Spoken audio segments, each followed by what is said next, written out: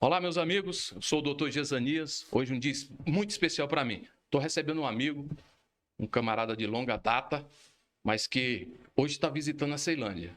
E aqui, na Promove DF Cast, através da TV Brasil Web, a gente vai bater um papo sobre vida, sobre política, sobre advocacia.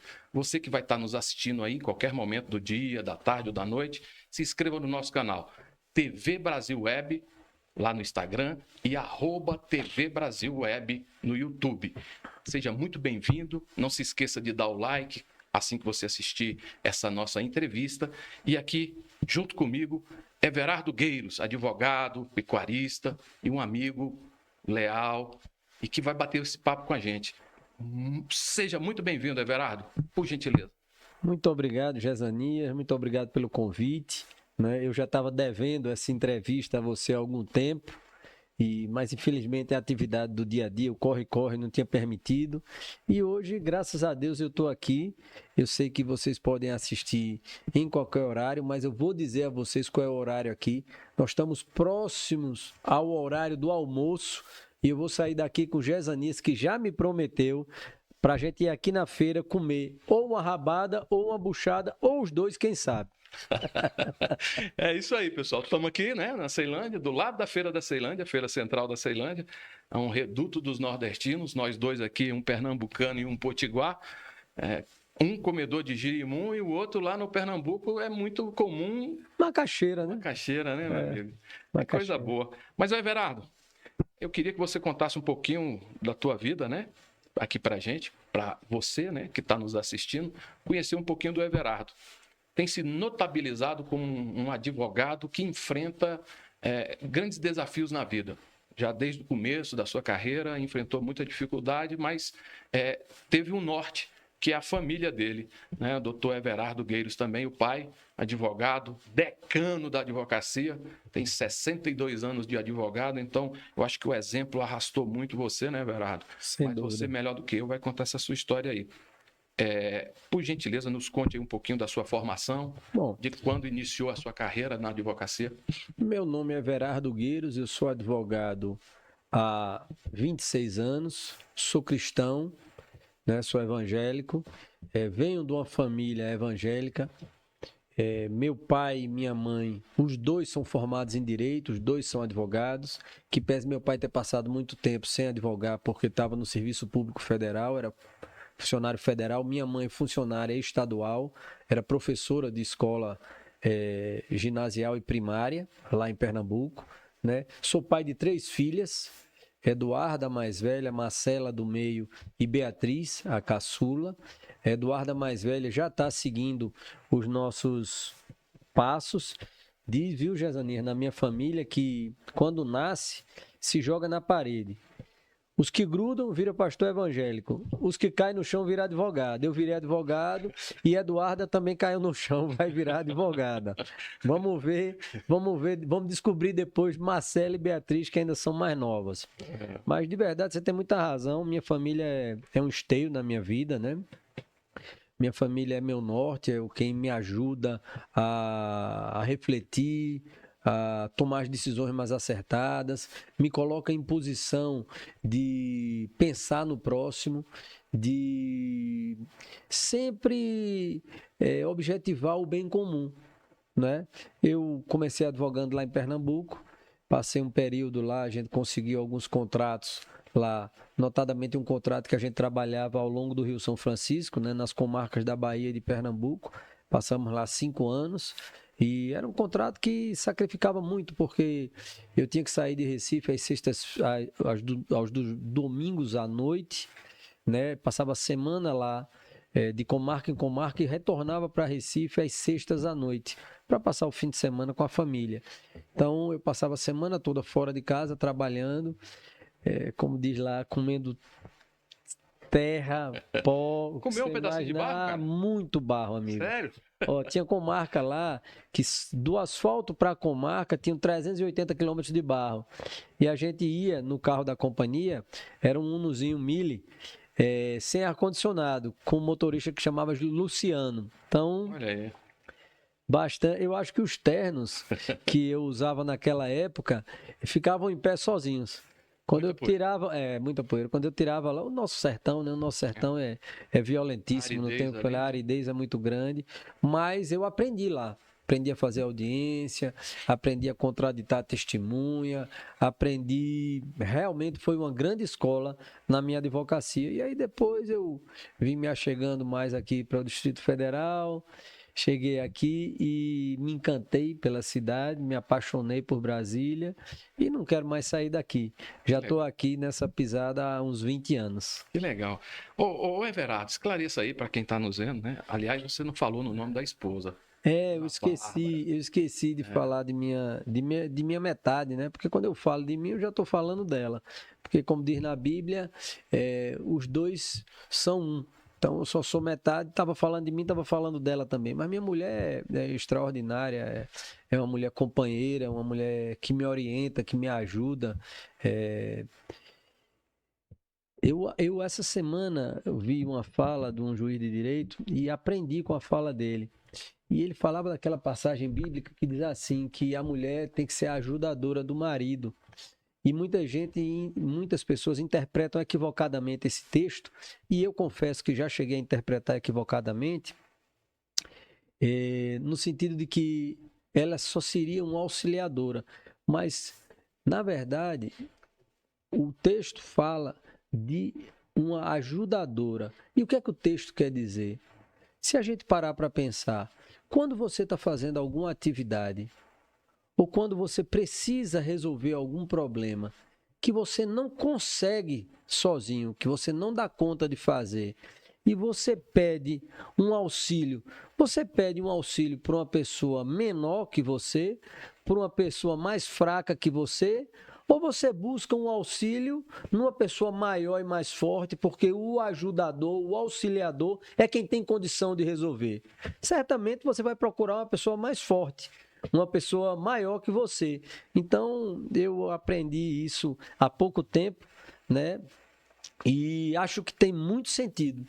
Tem muito sentido de que a mulher, ela é auxiliadora porque ela realmente tem tem essa condição de nos levar adiante. Então, ela é isso aí para mim, é o amor da minha vida, ela sabe disso. Então, ela realmente é uma pessoa especial. Então, podemos dizer que Bárbara transcende a toda essa sem dúvida capacidade de sem dúvida nenhuma, te movimentar. Sem dúvida nenhuma, É a tua alavanca. Ela consegue, com o jeito, com a doçura dela, com a meiguice dela, ela tem um abraço caloroso, um olhar muito aconchegante, ela consegue unir nossa família, entende? Ela consegue unir, ela conhece cada um ali e sabe como deve conversar com cada um para atingir o objetivo, que é o objetivo comum de união, de que a família esteja junto. Legal, Everardo. Dito isso, né? Falamos aqui um pouquinho da família. Você tem uma formação muito, muito bela, inclusive parte dela voltada à filosofia também, né? E você tem desenvolvido algumas atividades que fomentam esse conhecimento teu, né? Você trabalha aí em outras áreas, né? Pecuarista, gosta de equitação, né? Sim. Você desenvolve algum trabalho aí no agro. É imortal da Associação Brasileira de Ciências, Artes, História e Literatura, né? Sim. Tá lá numa das cadeiras, né? E aí eu te pergunto, e é uma pergunta muito especial, mas uma pergunta também muito íntima. O que falta para Everardo Gueiros? Qual é o sonho? Além de tratar de uma rainha e de 3 princesas, qual é o teu sonho, Everardo? Para mim não falta nada. Você tá um homem completo. Eu sou um homem completo. Para mim não falta nada. Eu sou um homem absolutamente, eu já atingi tudo que eu pretendia atingir na minha vida e sou muito tranquilo com isso. Tenho uma excelente família, tenho uma condição financeira que me permite dar conforto para eles. Eu tenho meu Deus, que é meu norte. Eu não sinto, de verdade, Jezanias, eu não sinto falta de nada. Agora, eu sou um homem irrequieto. Eu sou um homem que preciso de desafios para me manter ativo. E eu busco desafios, seja através de conhecimento, seja através de atividades que outrora eu não dominava. Então, não é porque eu estou completo que eu fico parado, é o contrário. Eu estou completo buscando novos desafios. Eu posso dizer que você ainda tem foco em alguns objetivos na vida. Ah, tenho sim, tenho muitos, mas eu não tenho ideias fixas não, Jazanir, não é o meu, eu não tenho, não sou um cara que tem ideias fixas não. Eu tenho sim propósitos na minha vida e quando vejo que eu posso de alguma forma contribuir para que esses propósitos sejam atingidos e que a gente consiga melhorar a nossa sociedade, os nossos irmãos, porque afinal de contas, todos que convivemos aqui somos seres humanos.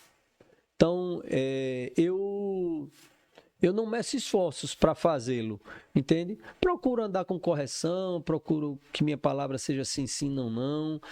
Procuro ser amigo dos meus amigos, procuro não faltar aos meus amigos. Óbvio que todo mundo falha e eu devo ter falhado nesse quesito aí, em outros quesitos durante a minha vida, que eu não pretendo de maneira nenhuma ser perfeito só Jesus. Mas eu procuro andar nos caminhos dele. Tudo bem. A gente falou também que você, né, aqui antes das atividades que você desenvolve, sobre a pecuária, né? Hoje no Brasil a gente tem verificado, né, um aumento substancial das áreas de plantio de pasto, né? Você desenvolve a pecuária de grande extensão ou pequena extensão? Você produz matrizes, como é que você tem desenvolvido a pecuária? Olha, eu gosto da roça demais, né? Lá já em Pernambuco, meu avô, que era médico, tinha propriedades e eu desde pequeno sempre gostei dessa atividade. Pois bem, quando eu tive a oportunidade, eu voltei para a atividade rural e iniciei minha atividade rural criando cavalos e depois expandi para a criação de gado. Hoje a gente cria gado PO, né? Puro de origem, né? Para esclarecer para o nosso. Isso, a gente cria gado Nelore PO e a gente disputa nacionalmente no ranking de qualidade. Eu acredito muito na tecnologia aliada à atividade que você pratica. E hoje a gente tem métricas muito grandes para saber se aquela linhagem do boi ou da vaca produz bem leite, se ela a desmama, ela tem sobrepeso, ou seja, se ela pega mais carne, se ela é um animal precoce.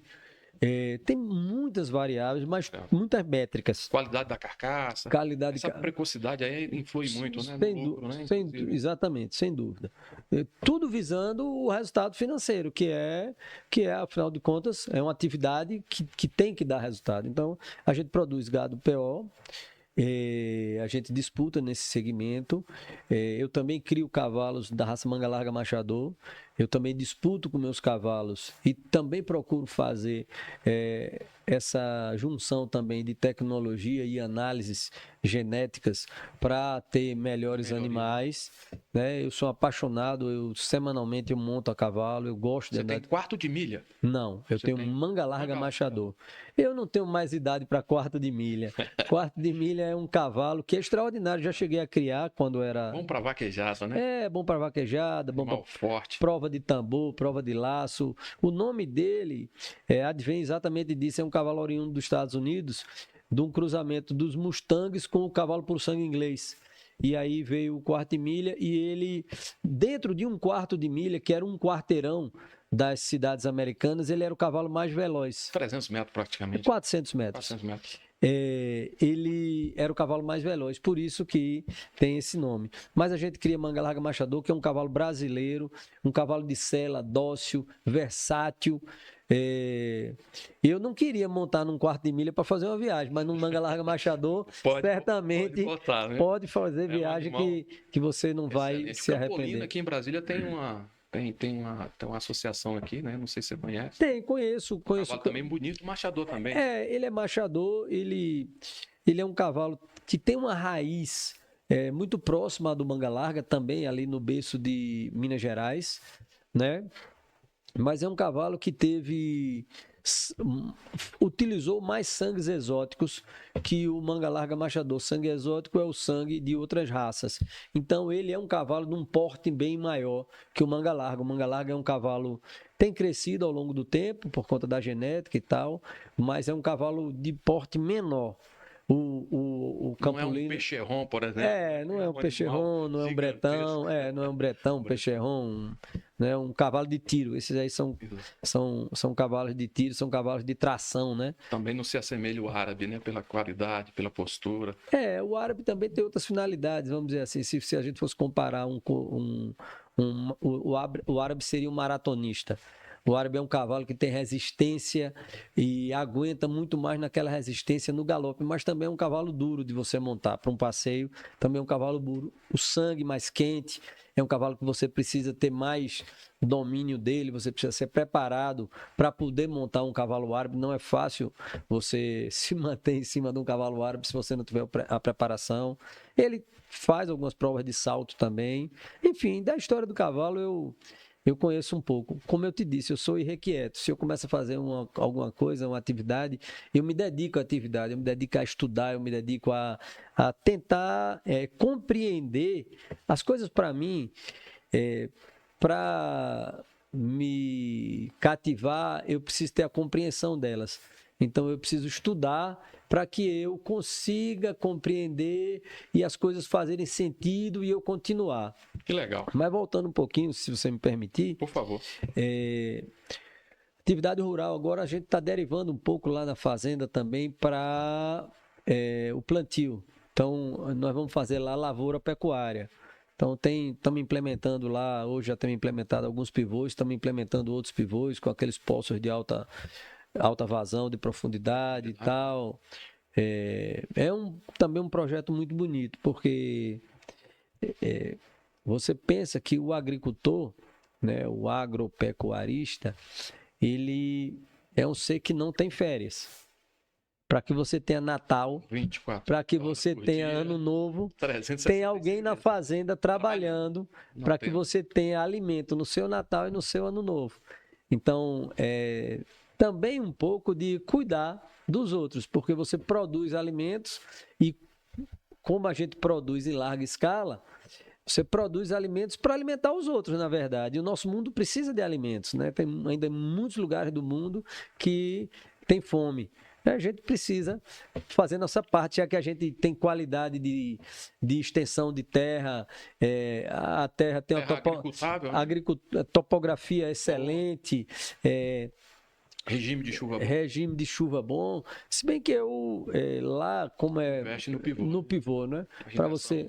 Para você não ficar aguardando, porque de repente você precisa Uma que seca, né? precisa que a água venha no dia 21 e aí a água deixa para chegar no 21 do mês que vem. Laninha ou laninho interferem. É o ninho ou laninha. É o ninho, perdão. Muito bem corrigido. Mas é isso. Everardo, vamos passando aqui dessa parte, antes de adentrar num segundo bloco nosso aqui, a gente precisa falar um pouquinho de filosofia, aí eu vou fazer um comentário acerca de um dos nossos maiores filósofos, né, Platão. Platão dizia o seguinte: 3 aspectos da vida humana. Primeiro, conhecimento, honra e lucro. Onde é que você se encaixa aí nesses 3 parâmetros? Everardo Gueiros, advogado; Everardo Gueiros, pecuarista; Everardo Gueiros, pai, filho. Nos 3. Um interfere o outro? Claro, na verdade, ele é o complemento do outro, né? Lá também, se a gente for lá falar dos estoicos, se falava também em outras virtudes, como a coragem, e eu acho que eu também... É um homem corajoso. Procuro primar por ser. E o homem corajoso não é o que não tem medo, não. É o que tem medo, mas que transforma o medo em alguma solução e aí você enfrenta o medo. Então esse é que é o verdadeiro homem corajoso. Não são aqueles valentões, não. Não tem nada a ver coragem com ser valentão. Tem na hora que você precisa agir, na hora que você precisa renunciar, na hora que você precisa ser ativo, você executar.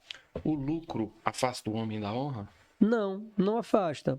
O que afasta o homem da honra é a destinação do lucro que ele dá. Porque, afinal de contas, também na Bíblia fala que eu vim para que vocês tenham vida, e vida em abundância. Quando Cristo diz que veio para que nós tenhamos vida em abundância, não é para o homem viver em situação que não seja humana, não subhumana, ou que ele não tenha condições de sobreviver. Ele tem que viver bem, com conforto, com... Qual a destinação que você dá? Aí também tem outra passagem que fala assim, aonde está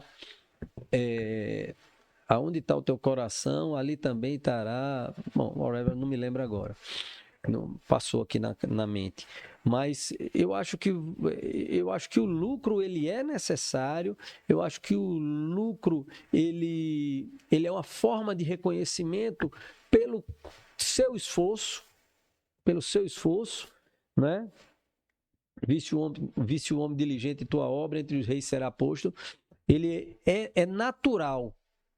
Você não mira o lucro. Você tem lucro se você cumprir a sua atividade de uma forma boa, correta, com proba. E ele não afasta da honra, não. Ao contrário. Dá honra a quem merece a honra. Então, o dinheiro... Agora, como é que você aplica o seu dinheiro? Você é um avarento? O dinheiro, Jezanias, ele é dado para as pessoas, para que as pessoas possam abençoar os outros. Se o dinheiro que você tem não servir para abençoar outras pessoas, esse dinheiro é maldito para você. Ele tem que ser uma coisa que abençoa você, sua família, as pessoas que lhe circundam.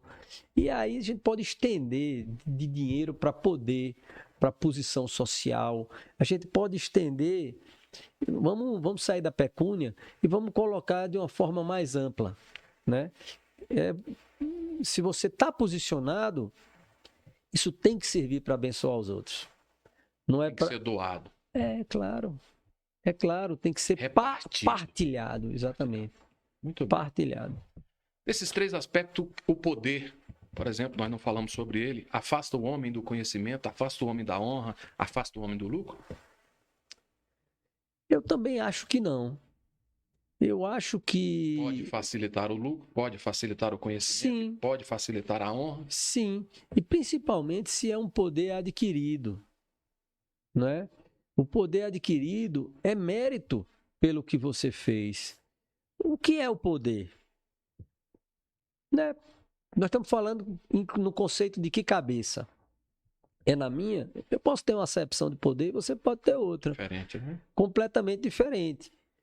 Mas aqui o humano, ele também deve servir para isso, porque quanto mais poder, maior a responsabilidade.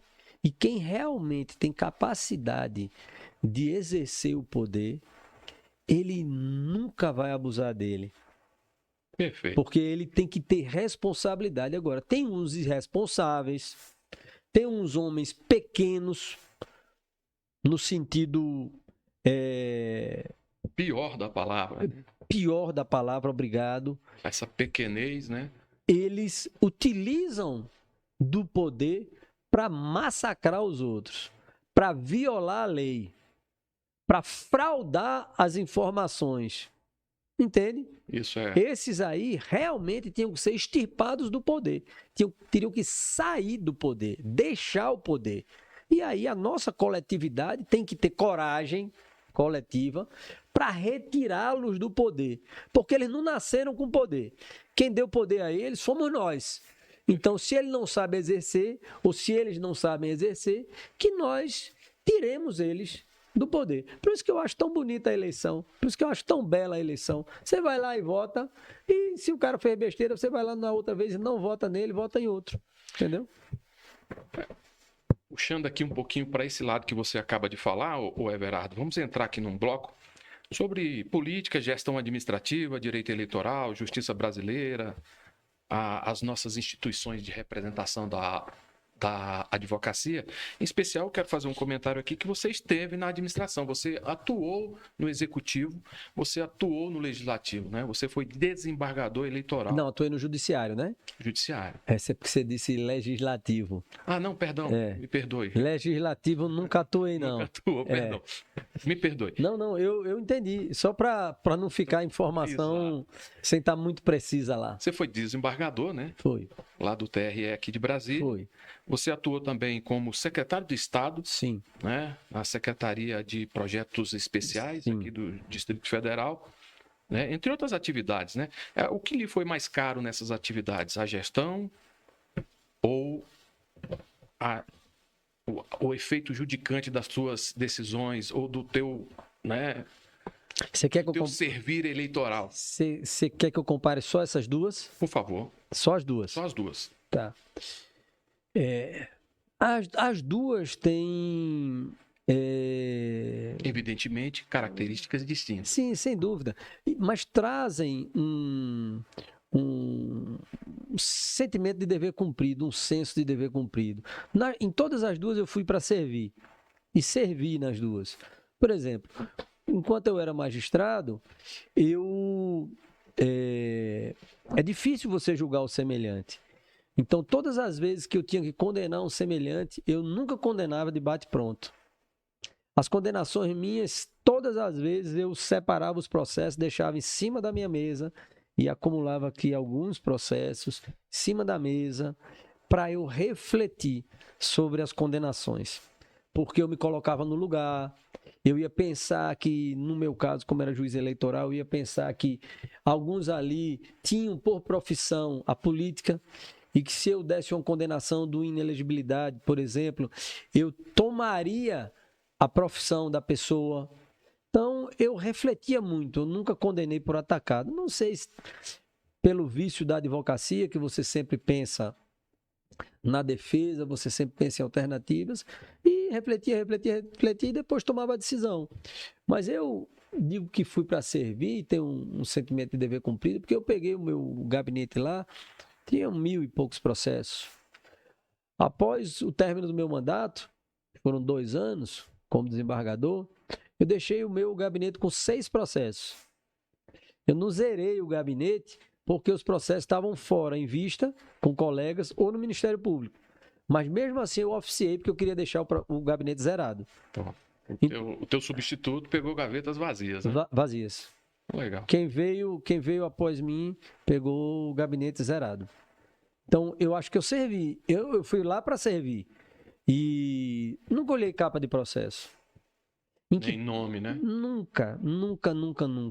E muitas vezes recebi colegas, advogados, e desci com advogados pelo elevador privado, eles me falando do processo, eu indo para a sessão, pedi vistas após conversa com advogados, mudei votos após conversas com advogados, porque eles me convenceram que aquele meu raciocínio tinha um outro lado.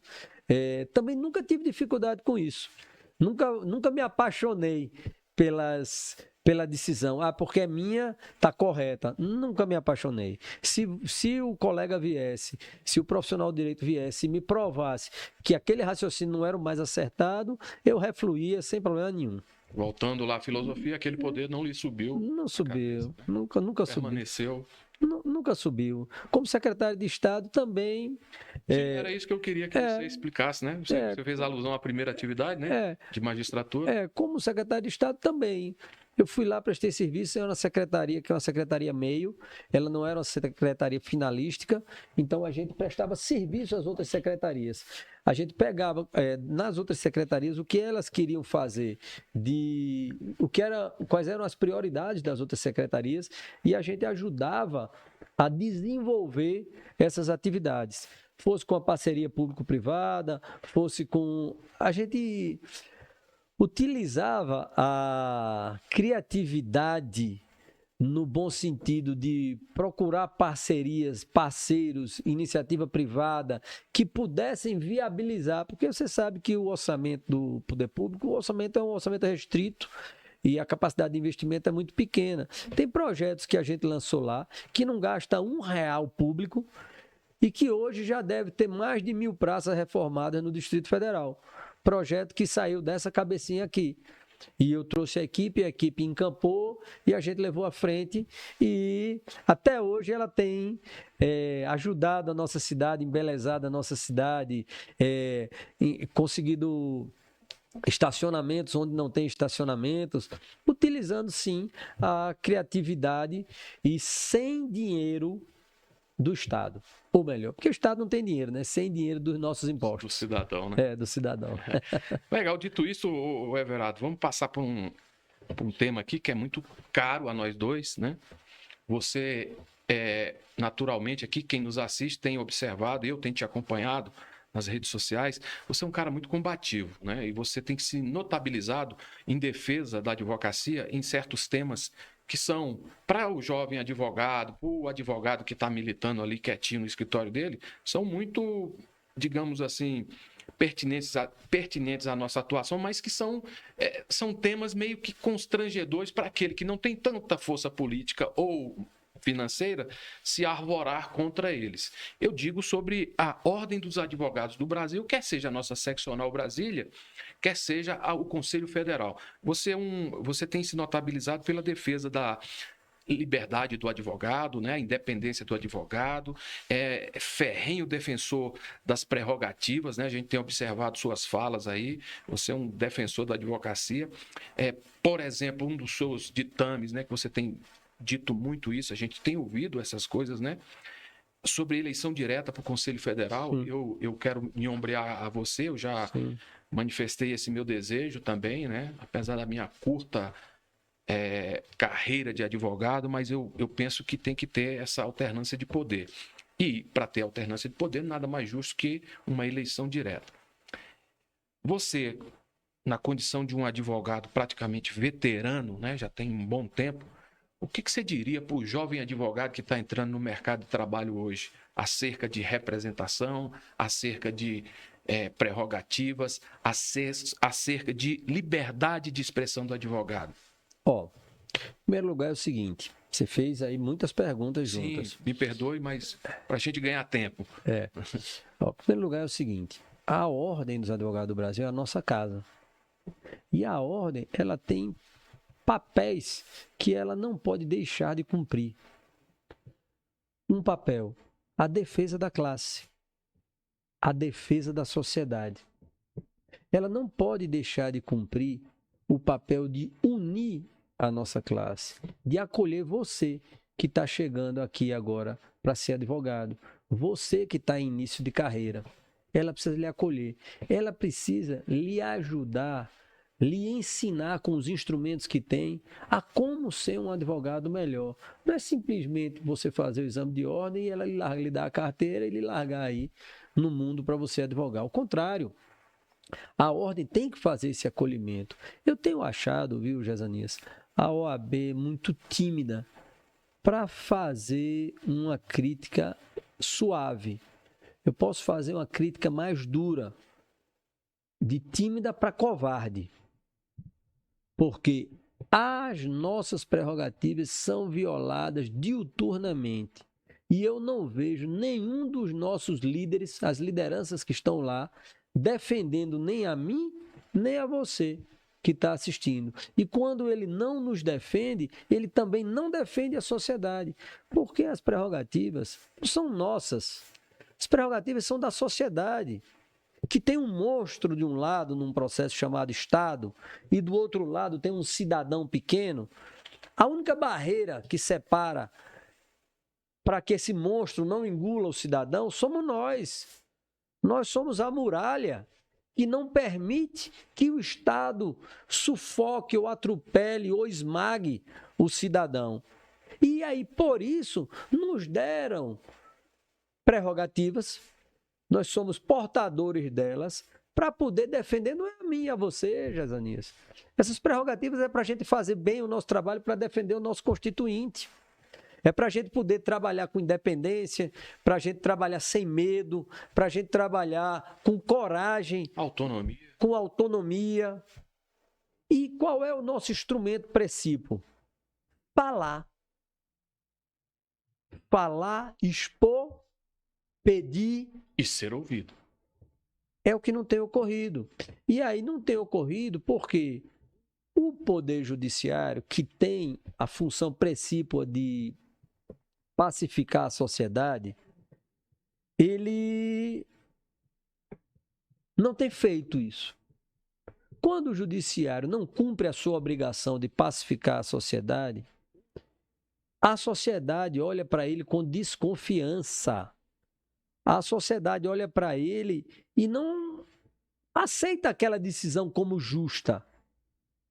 Eu vi ontem, essa semana teve aí um encontro lá dos membros dos principais poderes lá no Supremo Tribunal Federal. E depois o presidente do Supremo Tribunal Federal, que é o número 1 em hierarquia no judiciário nosso, disse a seguinte pérola: há muito que o judiciário deixou de ser um órgão técnico, há muito que o judiciário é um órgão político. Desculpa, se é um órgão político, eles têm que ser votados, eles têm que ser eleitos, porque o judiciário é para ser um órgão técnico, não é para se imiscuir em matéria política. Eu não sei onde foi que o ministro Barroso leu isso. Eu queria até, ministro Barroso, que o senhor, por favor, me mostrasse onde o senhor leu, qual foi e quando foi que houve uma emenda à nossa Constituição dando esse poder político ao judiciário. Porque na nossa Constituição isso não está. Então, veja, muda-se a regra sem a lei? Ó, Jezanias, eu sou um ferrenho defensor da legalidade. Tem lei, temos que cumprir. Agora, a lei que não é feita conforme a regra, é feita conforme a vontade política, essa não é para ser cumprida. Essa aí fugiu lá daqueles aspectos que Platão disse. É a verdadeira nem conhecimento, nem honra. Desobediência civil. Está lá. Está na legislação, inclusive. Entendeu? Está na legislação. Então, vigiar e punir. Eu acho que tem que os poderes da nossa república, eles precisam voltar cada um para sua caixinha, seu quadrado. Voltar para o seu quadrado. E aí sim ter uma relação harmoniosa, ter uma relação de independência. Mas independência e harmonia não é compadrio. Não é compadrio. Então, eu vejo com muita reserva, eu vejo com muita tristeza os caminhos que os poderes da República têm adotado. O parlamento não tem coragem de exercer o poder que tem, porque já era para ter exercido o poder que tem. O judiciário exerce o poder que tem demasiadamente, extrapola. E o executivo fomenta essas duas. O executivo está ali, amigo, assistindo de camarote e deixando o circo pegar fogo. Sociedade que sofre. Porque o circo pega fogo lá, para o executivo está tudo muito bem. Entendeu? A discussão não é com ele, aí para de se preocupar com as políticas públicas necessárias, para se executar o orçamento que deveria ser executado. Entende?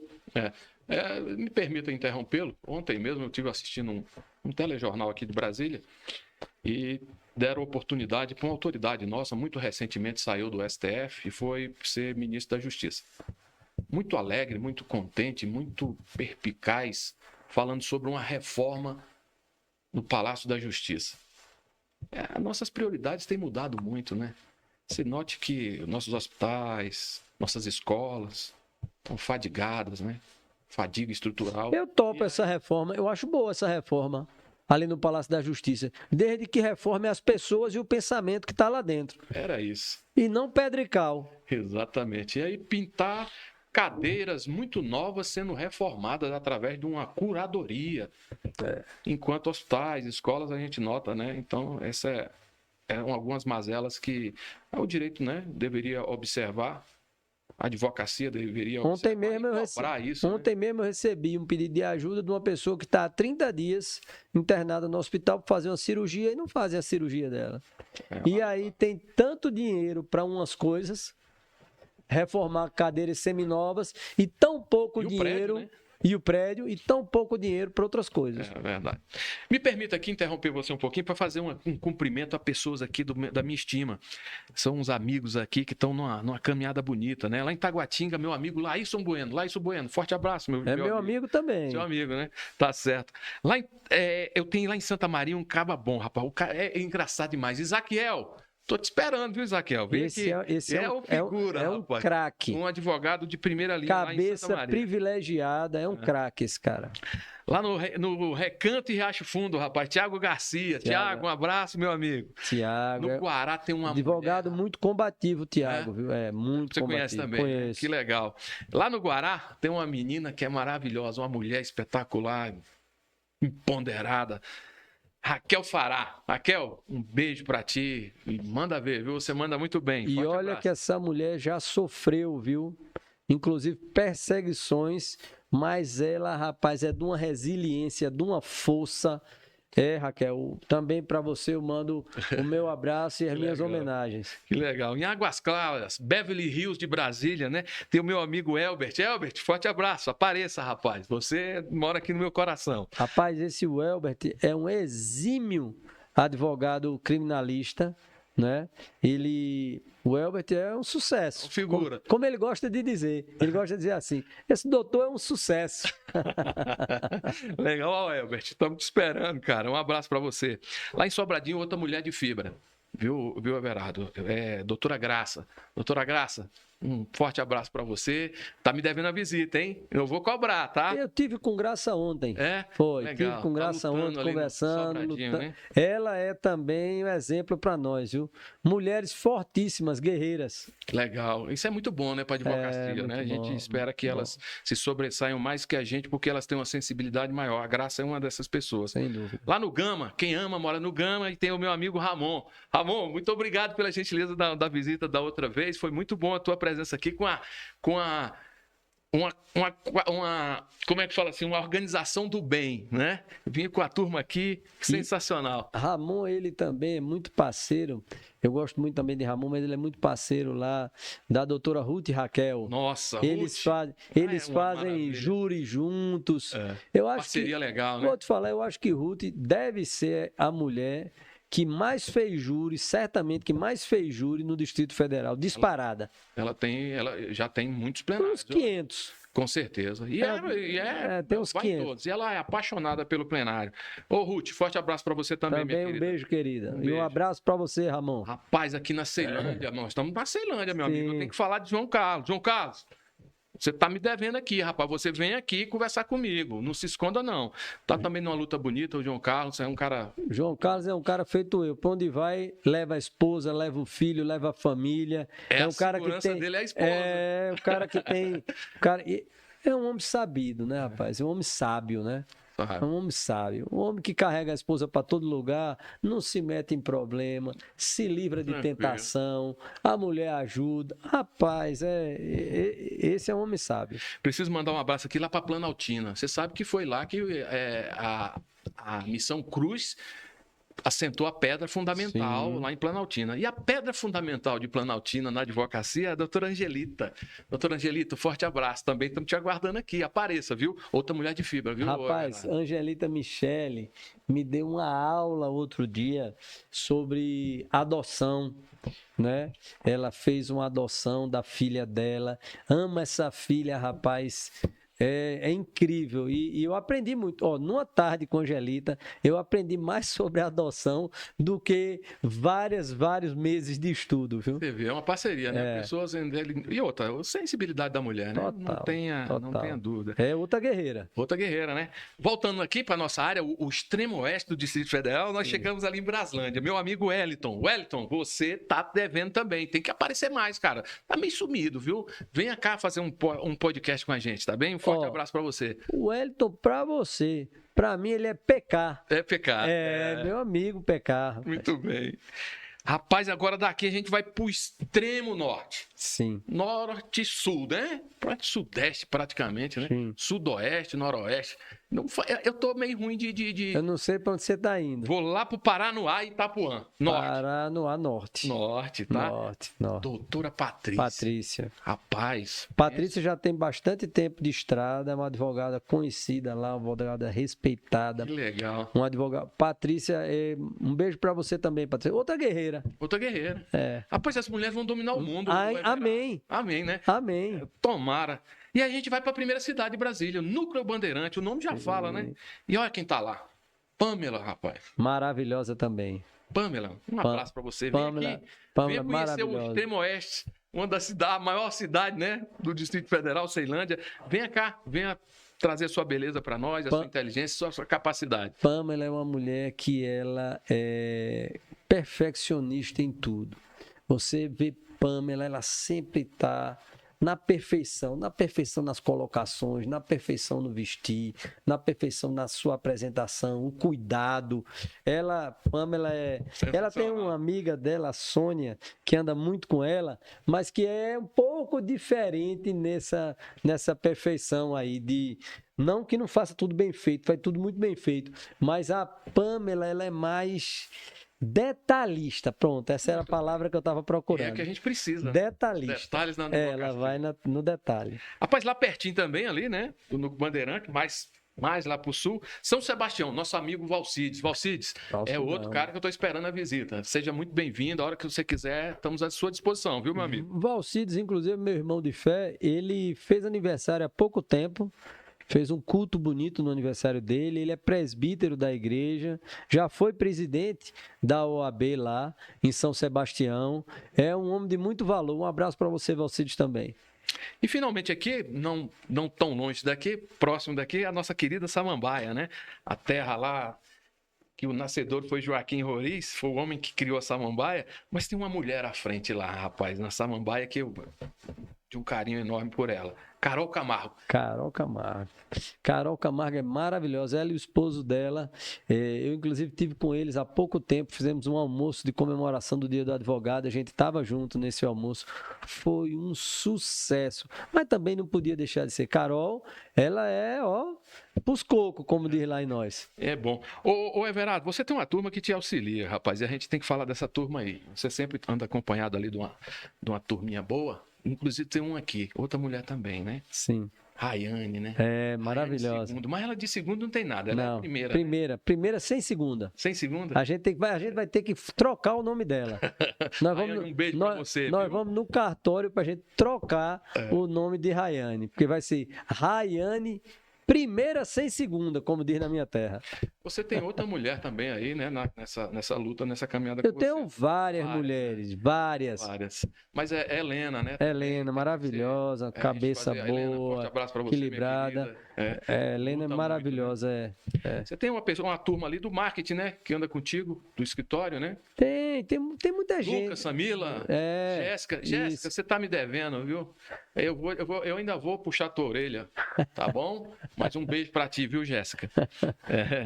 Lucas, um abraço pra você, meu querido. Você também ajuda a gente aí na luta, né? Jéssica, já falei. Samila, né? Que tá lá com o marketing lá da coisa. Ô, Everardo, como é que você tá nas redes sociais, cara? Como é que você tem atuado nas redes sociais? A gente tá falando aqui do pessoal do marketing, né?